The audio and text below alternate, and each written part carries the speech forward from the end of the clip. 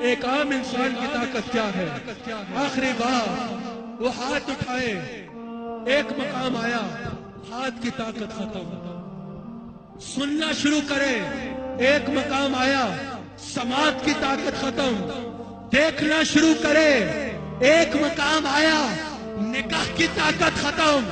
سب سے پہلے ہاتھ کی طاقت ختم ہوتی ہے، پھر سماعت کی طاقت ختم ہوتی ہے، پھر جا کے کہیں نظر کی طاقت ختم ہوتی ہے۔ بخاری میں بھی موجود ہے، مسلم میں بھی موجود ہے، متفقن علیہ حدیث ہے۔ حضور اپنی محراب میں کھڑے ہیں، ہاتھ اٹھاتے ہیں، پھر نیچے کرتے ہیں۔ صحابہ نے کہا یا رسول اللہ، آپ نے نماز کے دوران ہاتھ کیوں اٹھایا؟ حضور نے کہا کہ جنت سے تمہارے لیے انگوروں کے گچھے لانے لگا تھا، لیکن پھر سوچا وہی چھوڑ دوں، تم وہی جا کے کھاؤ گے۔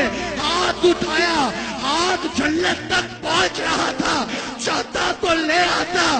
بخاری اور مسلم میں موجود ہے۔ میں پوچھنا چاہتا ہوں، جنت کہاں ہے؟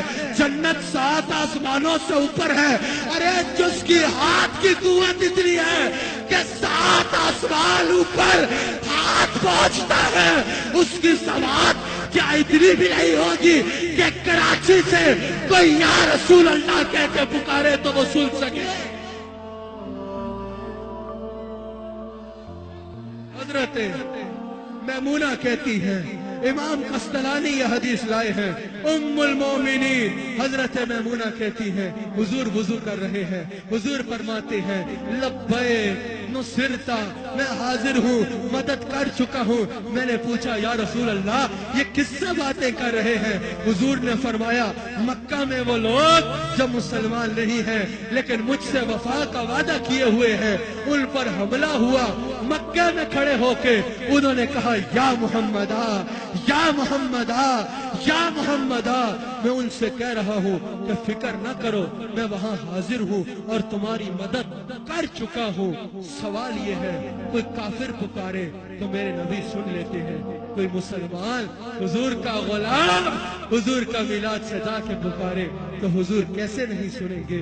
جہاں بھی ہو وہیں سے دو، صدا سرکار سنتے ہیں، سر آئینہ سنتے ہیں، پس دیوار سنتے ہیں۔ میں صدقے جاؤں ان کی رحمت للعالمین کے، پکارو چاہو جتنی بار، وہ ہر بار سنتے ہیں۔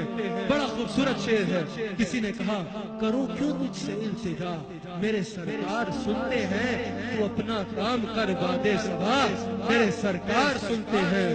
مظفر جب کسی محفل میں ان کی نعت پڑھتا ہوں، میرا ایمان ہے کہ وہ میرے اشعار سنتے ہیں۔